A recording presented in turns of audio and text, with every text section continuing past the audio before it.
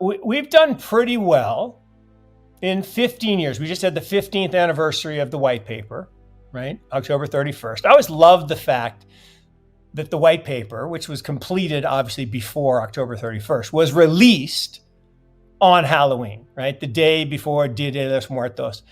And I just find that ironic. I mean, Satoshi had a sense of humor, right? And what I think is amazing, in 15 years, we've gone from zero, no adoption of the technology, no one even knew what the technology was, to your point, we hit 3 trillion. Today we're, $1.5 trillion. $1.5 trillion of value from a technology that is in its infancy.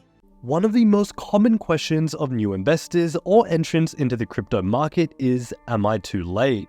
Have I missed the bus and missed exponential gains of Bitcoin and crypto? Morgan Creek Capital founder and chief investment officer Mark Yusko says absolutely not. This is just the beginning. Bitcoin just crossed over its 15th birthday, meaning in just 15 years, Bitcoin has gone from $0 and zero adoption to at its peak over $1 trillion asset class with tens of millions of active users. When you compare it to other exponentially adopted assets like the internet or Amazon, it would be like owning a piece of the internet in 1998 or owning shares of Amazon in 2013, which was still clearly just the early days. Make sure to stick around to the end of the video where Mark Yusko gives his prediction on where Bitcoin and crypto is going next and why the exponential S-curve of adoption has only just begun. Also guys, only a small percentage of my viewers are actually subscribed. If you enjoy finance content, consider subscribing or liking the video. It's free and you can always change your mind. I talk about this, there's the capability of something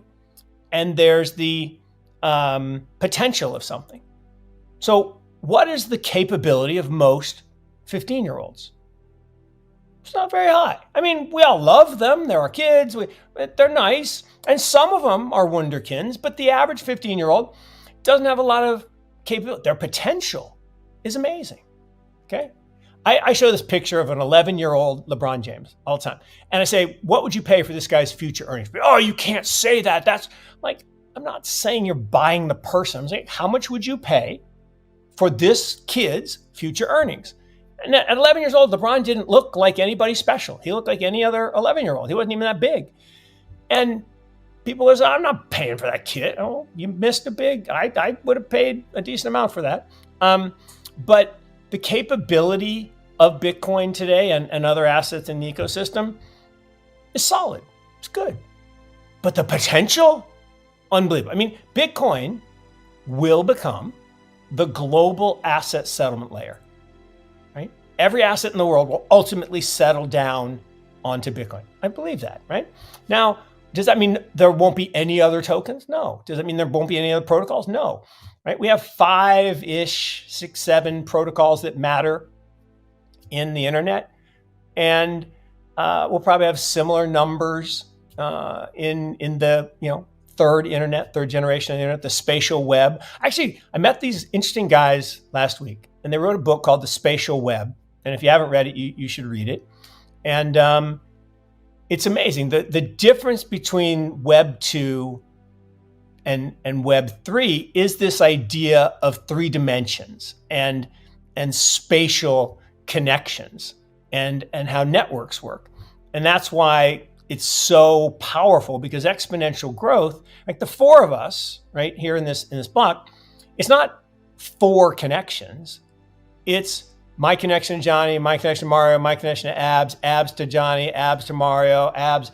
So there's multiples of, it's an exponential growth. I mean, you can't blow it up, but in 2001, Amazon stock went down 94%.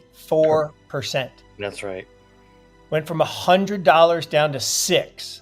Yep. Went down 94%. Now here's the crazy thing. Amazon is a great analogy because Amazon is a infrastructure. It's a technology. It's a network, right? Amazon, what do they make? They don't make anything. They're not a company the way we think of companies. They don't make widgets. They take 46 to 51% of the revenue that you as a seller sell on their platform. Just let that sink in for a second. So if you sell something for $2, they get $1 of it. That's right. For being the network that connects buyers and sellers. They are a search engine. They're the And the stock went down 94%. Here's the thing. It's been public for 27 years. Yep.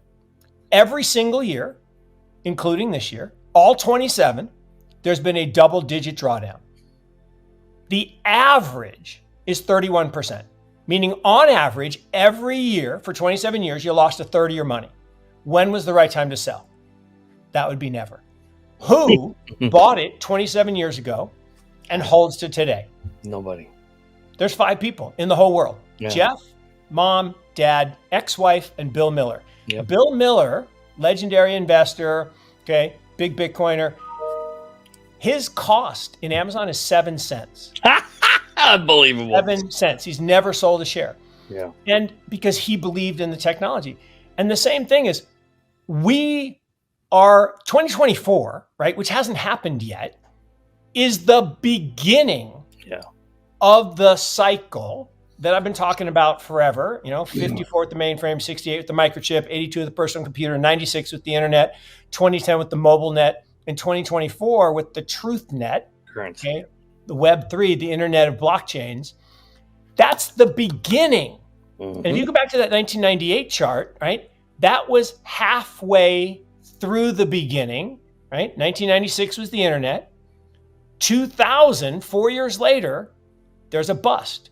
Yep. 1958, there was a bust. 1972, there was a bust. You had a 4-year period. And then there's a bust. And in that bust, there was a cover story about the internet being dead. And Paul Krugman said it'll never be more important than a fax machine. And there was the picture of the little sock puppet from pets.com run over with tire tracks. And Mark Andreessen, right, the guy who invented the modern internet, because he invented the browser, which made it, you didn't have to be a tech geek to connect to the internet. He said all these ideas were right. They were just early. Now, early is the euphemism for wrong, right? You're just wrong. And ultimately, all of these ideas are going to be right. And everything we have is going to be tokenized. Everything we have is going to be settled on blockchains. Everything we do is going to be using micropayments of cryptocurrencies, all of it, but not tomorrow. And that's why it's such an exciting time to be an investor. And every time there's a correction, the right answer is not to run away, but to buy more. Yes. And if you don't know what an S-curve is, get the book, The Great Boom Ahead, this weekend and read it. It's an easy read. And the guy who wrote it, I like him. He's an interesting guy. All the books that came after it, they're not as great. Harry Dent. I mean, but this book, The Great Boom Ahead, is amazing, and it describes how an S-curve works. But what's cool about the chart that Johnny just showed is that first wave, that yellow wave, Tim Draper, who I think we'll talk about later, Tim calls it the IS curve.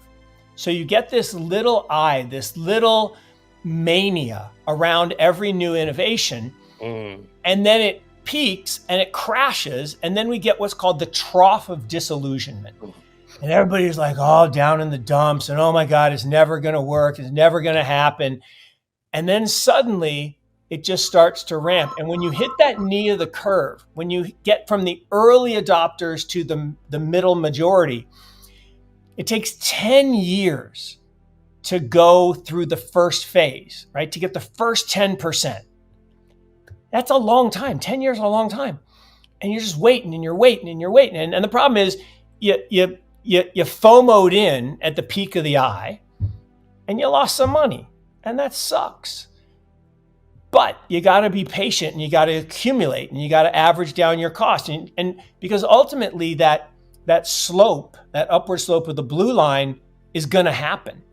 And what I love about this is you could use that not just for the singular technology, but for money, right? So for 5,000 years, gold has been money, right? Money is an asset that exists in the absence of a liability. Everything else that we think of as money is not money, it's currency. Currency is backed by debt, controlled by governments.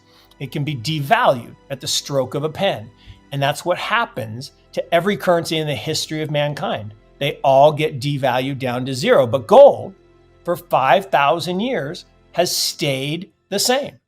A single ounce buys a fine person's suit. From a suit of armor to Cleopatra's time, to a zoot suit in the 20s, to Savile Row. You go to Savile Row today, you plop down the equivalent of an ounce of gold, $2,000. What are you going to get? You're going to get a fine person's suit. Same thing for 5,000 years. Now, the problem with gold is it's amazing, except for two things. If I had a bar here, right, and I wanted to break it into 4 pieces to send to y'all, I'm in okay shape for an old guy, but I could not break that bar of gold. I just couldn't do it. Even if I couldn't stuff it in my computer to send it to you. But I hit a few buttons and I can send you Bitcoin like that. And all the Bitcoin in the world could fit right here. Now, I don't have any on my phone. Don't SIM swap me. People have tried. Don't keep it here. But it's portable and it's divisible. So for the next 5,000 years, Bitcoin. And so what's happening is you got a reverse S curve of fiat. It's going like this. And you got the S curve of crypto going like this. But the problem is in that blue line, inside that nice smooth blue line is massive volatility. Bitcoin goes to 100 and then it crashes to 2. Oh my God, it's a fraud. It's going to 0. Then it goes to 1,000 and it crashes to 200. Oh my God, it's a fraud. It's going to 0. Then it goes to 10,000 and crashes back to 1,000. Where's it today? It's not 0. And all that volatility, if you zoom out, if you just step back and don't think about the days, don't think about the hours, don't think about the speculative booms, think about the long term. We've gone from 0 to almost 800 billion in 15 years. It's fucking awesome.